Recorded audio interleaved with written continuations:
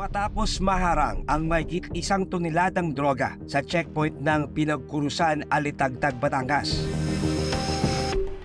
Naging priority target ng NCR Police ang umano'y leader ng grupo. Ang Canadian national na si alias James Martin. I suppose dito sa group na to, yung participation niya is close to being mastermind. General, gaano po kahirap hulihin si Okwin? He was named as James Martin. So doon pa lang nahihirapan tayo. Why? Because that's not the real name. We checked to our immigration. In fact, the case that he's facing in the United States and in Canada, it clearly shows na nakalagay na he is a sophisticated one. He uses yung cellular phone niya and email na nagdi-delete mag-isa. So you cannot recover things from those cellular phones. Sa tulong ng isang police asset, naituro ang pinakahuling pinuntahan ni Okwin na isang spa sa Tagaytay. Siya nga. Nang makumpirmang nandito nga ang suspect. Talikod! Get down. What's your name? No comment. Wait for a lawyer. Yot, what's your name? You're Thomas, Talk to right? lawyer. Yes, sir. Positive.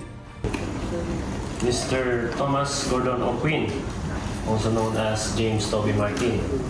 You have been arrested on the strength of the mission order issued by the Bureau of Immigration and Deportation in relation to the Interpol Red Notice with file number 2018-2998.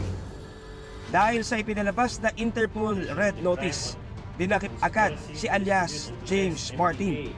When the Alitagtag shipment, whole of drugs, makikita natin, hindi siya umalis. He never attempted to fly back to Canada or US kasi nga, wanted siya doon. And number two, we suspect why hindi siya umalis dito. Because yung mga contacts niya na andito pa at the same time, it's about the finances.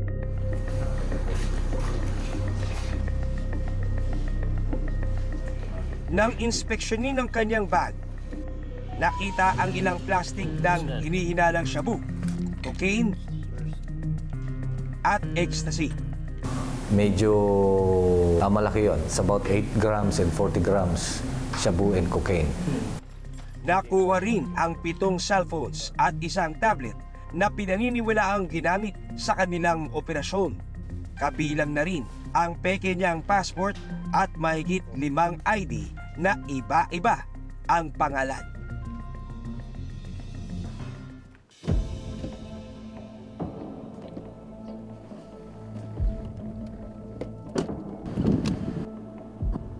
Matapos nga maaresto itong si Okwin sa Tagaytay, ay pupuntahan ngayon natin siya sa Camp Bagong Diwa para makuha ang kanyang panig kaugnay nga dito sa aligasyon laban sa kanya.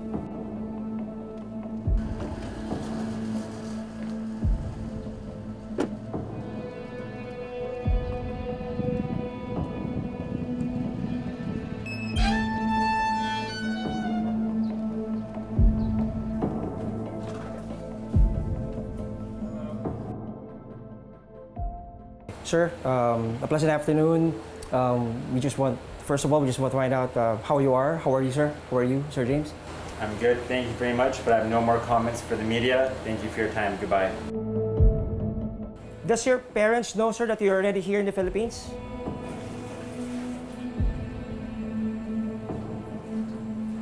So, sa ngayon, sinusubukan nating kunan ng pahayag itong si Mr. Okwin. Pero nagtago siya dito sa banyo at hindi siya nagbibigay ng anumang reply doon sa ating mga tanong. What's the primary reason for... Sinubukan ko magbato pa ng ilang tanong pero hindi na siya sumagot. Sinubukan namin kunan ng pahayag ang driver ng van na si Michael Zarate, ngunit hindi kami pinaunlakan.